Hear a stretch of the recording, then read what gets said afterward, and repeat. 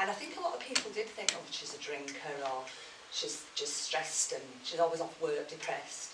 The only person that really, really backed me up at work was the head teacher of the school, who I'd worked there for 8 years and knew what a good hard worker I was and knew that there was genuinely something wrong. So it wasn't a nice journey, but like I say, when I finally found out what was wrong and I lost my job, you feel a bit useless. You've got a lifelong illness that's no cure for. You don't have a job, and for a while I couldn't drive until I was assessed.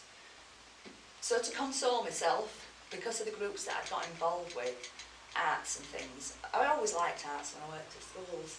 So I started making things. Then somebody suggested, after me giving them away as a present, why don't you sell them? You've lost your job, you need some money. I said, no, money's not important. Health and happiness is important, and I just wanted to bring myself out of the depression and do something that made me feel worthwhile. So I'm going to stop rabbiting on, and I'm going to introduce you to a couple of other people. But this is the reason all this is here, because it makes me feel happy to do it. It gives me a sense of achievement if people like the things that I do.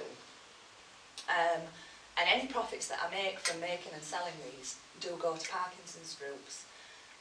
Now they go to the Young Parkinson's group and the Halifax group. And the reason is because last year Chrissy Fielding asked me to get involved with the fire station at Birkenshaw. Fire service do support Parkinson's charity, and I took my things along there, and she asked for other volunteers, and I met Ian Barraclough.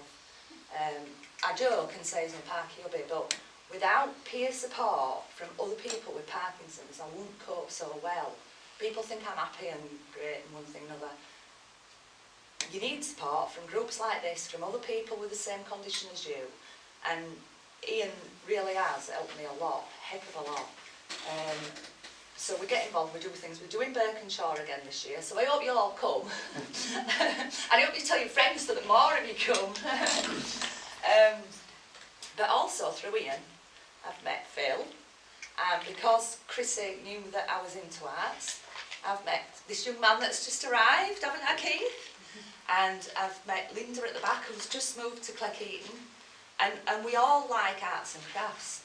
One of the people that I have met, who I haven't mentioned yet,